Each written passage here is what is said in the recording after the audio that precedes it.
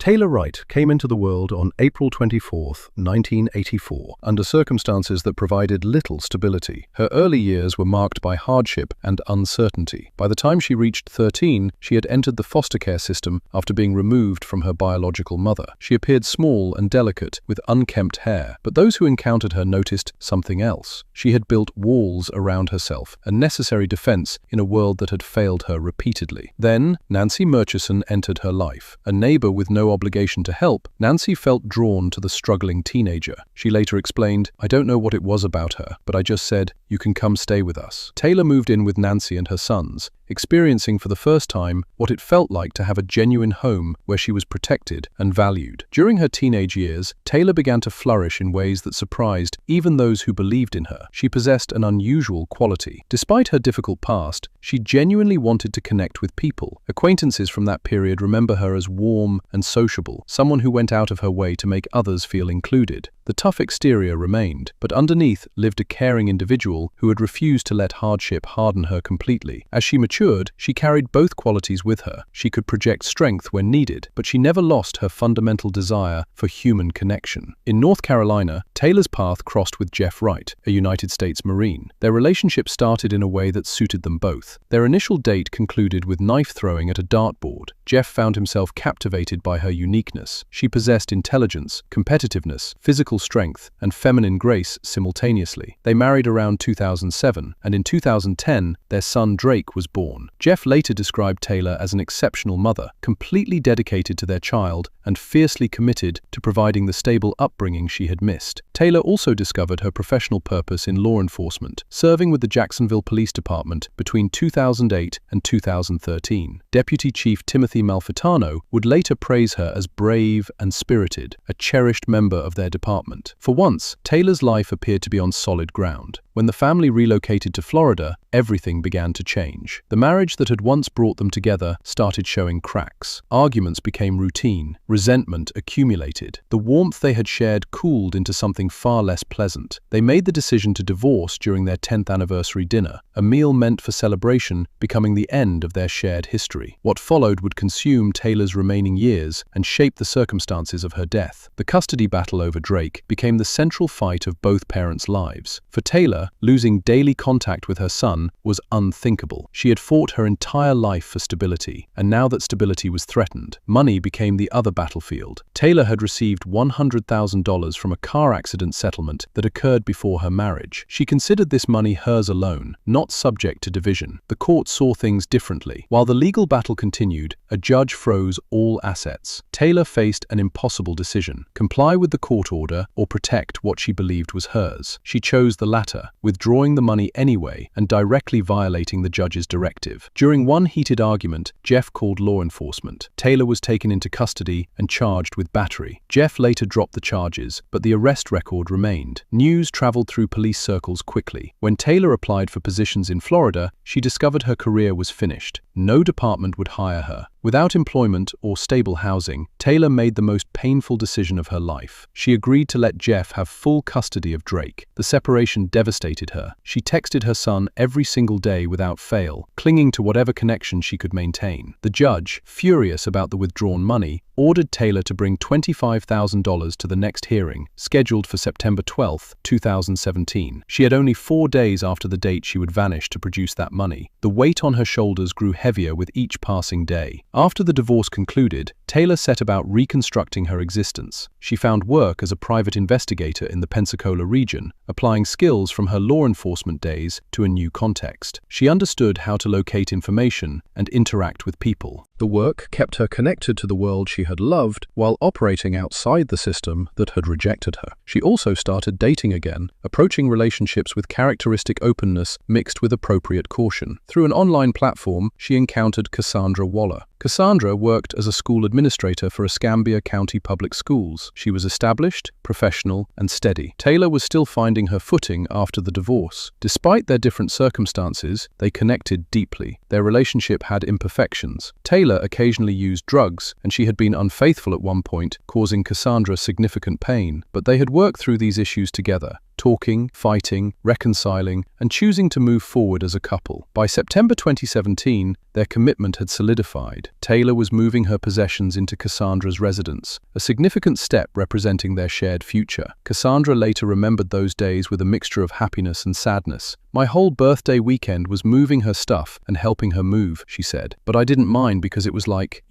I was really happy." The simple joy in those words revealed what Taylor meant to her. Throughout this period, Taylor continued fighting to regain custody of Drake. Every action she took was measured against whether it would bring her closer to having her son return. She needed to prove stability to the court. She needed to demonstrate she could provide for Drake. The pressure accumulated from multiple directions. The court date approached. The required money loomed. The custody battle continued. And through it all, Taylor wore a distinctive necklace featuring a bullet. It reflected her identity: tough, unconventional, a former officer who had survived so much. Nancy Murchison remained present in her life, watching with pride and concern. She later said Taylor was a wonderful mother who deeply loved her son, her family, and her. For Nancy, Taylor was the daughter she had chosen, and she never imagined she would lose her. Ashley MacArthur entered Taylor's circle about a year before the disappearance. She was 40, married to a man named Zach, and carried credentials that would impress someone with Taylor's background. Ashley had worked as a crime scene technician for the Escambia County Sheriff's Office. Although she had left that position in 2006, she understood how investigations worked, how evidence was collected, how scenes were processed. This shared history created immediate rapport between them. They understood things about each other that outsiders might miss. Taylor trusted Ashley completely. What Taylor did not realize was that Ashley lived a double life. The contrast between her public appearance and private reality was extreme. For 2 years, between 2015 and 2017, Ashley had been stealing from her family's business. Pensacola Automatic Amusement rented entertainment equipment to local bars. The business operated largely on cash and trust, and Ashley exploited both. She took thousands from clients, altered records to hide her thefts, and shortchanged bar owners who never suspected the friendly woman collecting payments was robbing them. The money funded Ashley's secret existence. She was having an affair with Brandon Batty, who owned a pool hall. She spent generously on him, while her husband remained unaware. She had other romantic partners too, including Audrey Waugh, a bartender at Brandon's establishment. The relationships grew increasingly complicated, and Ashley financed much of it with stolen money. Each theft created need for the next. Each lie demanded another to cover it. By August 2017, Ashley's finances had collapsed. Her bank account showed negative $43 on July 3rd and stayed near zero afterward. The stolen money was gone, spent on motorcycles, boats, and gifts for lovers. Then Taylor made a fateful decision. During her divorce, she had withdrawn the $100,000 and needed to hide it from the court until her hearing. She divided the cash among trusted friends for safekeeping. On August 16, 2017, Taylor gave Ashley $34,000. Ashley promised to secure it in a safety deposit box. Instead, she forged Taylor's signature on a cashier's check and deposited everything into her own account. Within weeks, the money had vanished into her secret life. Taylor continued trusting her friend, unaware that her money was already spent. September 8, 2017 started normally in Pensacola. Taylor woke at Cassandra's home amid moving boxes and prepared for a day with Ashley. Their plan was simple: run errands together. Most importantly, go to the bank so Taylor could finally retrieve her money. The court date was only 4 days away, and she needed $25,000 immediately. Around 11:20 that morning, Taylor sent her final message to Cassandra while out with Ashley. Ordinary words about ordinary things. Then nothing. Hours passed without contact. Cassandra called repeatedly. No answer. She reached Ashley, who explained that Taylor couldn't speak because she was horseback riding on family property in East Milton. They had changed plans and would go to the bank later. Ashley promised Taylor would call back. Cassandra felt uneasy immediately. She knew how crucial that money was. The promised call never came. At 7:58 that evening, a text arrived from Taylor's phone. "I'll call you later. I'm not angry with you and I should have called, but I just need to think. I'm trying to get my life organized and on track." Cassandra read the words and felt something shift. The language seemed wrong. It didn't sound like Taylor. Another message came near midnight. I'm okay. I just need some time to think. The move and court is very stressful. I need a few days to myself. Everything is okay. I am not doing anything bad. Cassandra's intuition screamed that something was terribly wrong. Taylor would never disappear without contacting Drake. She messaged him every single day. She would never miss Cassandra's birthday celebration, something she had eagerly anticipated. Panicked, Cassandra contacted Jeff Wright. Their son had also tried reaching Taylor without success. Jeff's response was peculiar. He warned Cassandra that Taylor might become angry if police became involved and advised caution. The warning made no sense. Disturbed but determined, Cassandra continued searching, calling area hospitals with no results. On September 14th, 6 days after Taylor vanished, Cassandra officially reported her missing. Police searched Taylor's residence on Berkeley Drive and found everything intact. Her car remained. Her belongings stayed. Her passport and money sat untouched. Taylor had simply disappeared. Law enforcement's initial response frustrated those who knew Taylor. Public Information Officer Mike Wood told media, "We've investigated it, and at this point in time, we have no reason to believe anything suspicious has happened. We believe she left on her own accord." The official position was clear. Police thought Taylor had chosen to vanish. For Cassandra and Nancy Murchison, this assessment was incomprehensible. Nancy stated firmly, something had to have happened. She would not have taken off, and so someone had done something horrible to her. She knew Taylor's character intimately. Taylor would never abandon her son. Behind public statements, however, detectives were building a case. They first examined Cassandra. Standard procedure targets the partner. Cassandra had reported Taylor missing. She was the last person Taylor contacted. Their relationship had previous difficulties, but Cassandra proved completely cooperative, surrendering her electronics without resistance and answering all questions fully. Detective Chad Wilhite noted she wasn't hiding anything. During this phase, Ashley offered information that redirected attention to Cassandra. She claimed Taylor had been unfaithful while with Cassandra and that they had argued about it. This prompted a search of Cassandra's home. Officers found Taylor's identification, passport, money, and a revolver missing one bullet. They also discovered an uncashed $19,000 cashier's check. However, deeper investigation verified Cassandra's account. Her phone records and whereabouts aligned with her statements. Witnesses corroborated her timeline. She was cleared. Attention shifted to Jeff Wright. He had clear motive from the bitter custody battle and financial disputes. But Jeff was hundreds of miles away in North Carolina when Taylor disappeared. His military service and remarriage provided confirmed alibis. Multiple witnesses placed him far from Florida. He was eliminated as a suspect. That left Ashley MacArthur, the last person known to be with Taylor, the trusted friend who had received $34,000, the woman whose story would soon fracture under scrutiny. On September 15th, Ashley participated in her first formal interview with investigators. She presented herself as a concerned friend eager to help. Detective Wilhite later noted her demeanor seemed unusual.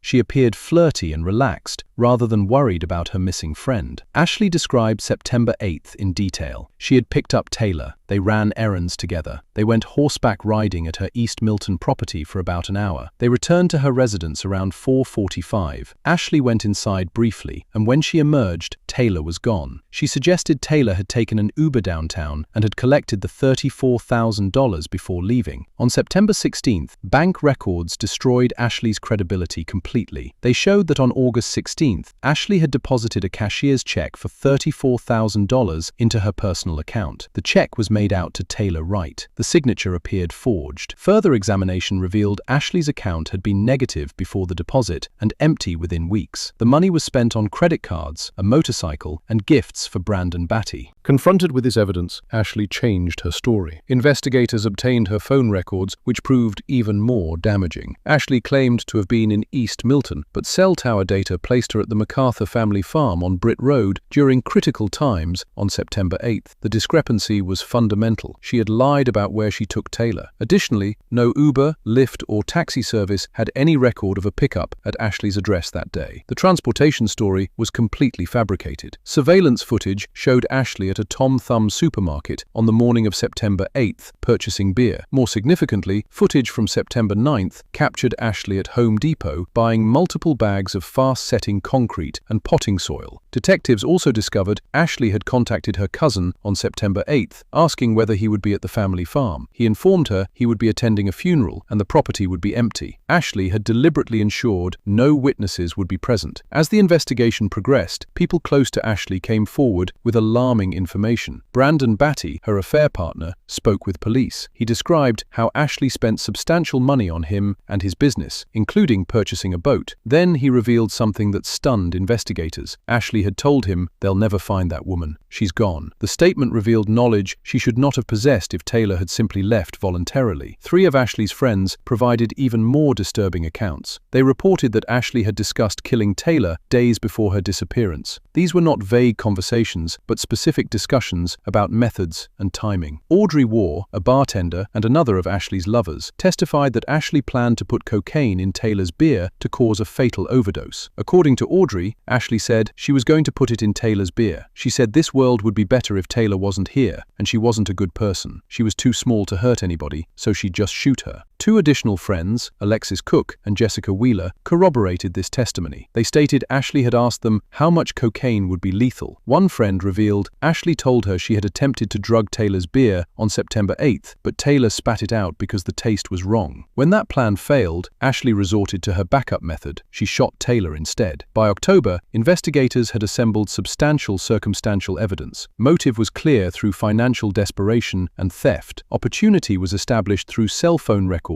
placing Ashley at the farm. Consciousness of guilt was demonstrated by the Home Depot purchase. Witness testimony confirmed premeditation, but without a body, proving murder remained difficult. On October 19th, investigators interviewed Ashley again, while search teams executed warrants on 3 MacArthur properties, including the Britt Road farm. K-9 units trained to detect human remains worked the wooded area behind the property. Minutes after Ashley's interview concluded, a dog alerted investigators to something hidden beneath the ground. Officers approached the location where the dog had indicated. Partially protruding from the earth, they observed a portion of human skull. It was encased in concrete, mixed with potting soil, matching the materials Ashley purchased at Home Depot. The skull appeared to have a gunshot wound in the back. Detective Jeff Brown later explained that Taylor was likely caught completely off guard by someone she trusted. As excavation continued, investigators found skeletal remains wrapped in a hammock. Among the bones lay Taylor's distinctive bullet necklace, the symbol of her identity buried with her. Lead prosecutor Bridget Jensen later said, "My gut told me at that point that it was going to be Taylor." Dental records confirmed her intuition on October 20th. Taylor Wright had lain in a shallow grave on her friend's family property for 41 days, while loved ones searched desperately. Ashley MacArthur was arrested that evening and charged with second-degree murder, later upgraded to first-degree premeditated murder. The news devastated Taylor's family. Nancy Murchison expressed her anguish forcefully. "She's a horrible, evil person, and quite frankly, I hope she rots in hell." Cassandra Waller released a statement expressing grief and hope for justice. "Family, friends, and myself are grieving the loss of Taylor. Taylor was outgoing and kind to anyone she met and knew. We pray that justice will be served. I never saw it coming, and that's what's scary." She later reflected on the profound betrayal, noting that Ashley had pretended friendship while hiding the truth. Ashley had stolen someone she loved. In February 2018, despite facing first-degree murder charges, Ashley secured pretrial release on $400,000 bond with GPS monitoring. In January 2019, she was convicted of racketeering and organized fraud related to the embezzlement and received a 7-year prison sentence. August 2019 brought her murder trial. Prosecutor Bridget Jensen presented the case to the jury, arguing that Ashley had motive, opportunity, and had killed Taylor before attempting concealment through lies and concrete. The defense argued Ashley's wealthy background eliminated financial motive and claimed physical limitations prevented her from moving a body. However, bank records contradicted the wealth claim, and photographs showed Ashley engaged in physically demanding activities like scuba diving and horseback riding. After 4 days of testimony, the jury deliberated for 3 hours. The verdict returned was guilty of first-degree premeditated murder with a firearm. The courtroom responded with emotion, while Ashley remained expressionless, displaying no visible reaction. Judge Shackelford imposed a life sentence with a mandatory minimum of 25 years. Additional time from the fraud conviction guaranteed at least 36 years of incarceration. Ashley appealed in April 2021, but the Florida Court of Appeal denied her request. She will not become eligible for parole until 2044. Nancy Murchison reflected on her permanent loss. "In so many ways, I feel that I was robbed. I love her and miss her, and that will never stop." Cassandra continued processing the betrayal, stating simply, "I never saw it coming. She was pretending to be my friend the whole time." Drake grows up in North Carolina with Jeff, never fully knowing the mother who fought so desperately for him. Taylor's family released a final statement. "On behalf of the family, we are grateful for the gift of Taylor in all of our lives. Please don't forget Taylor. She was 33 when she died, killed by someone she trusted for $34,000. Her story remains a haunting reminder that danger sometimes wears a familiar face.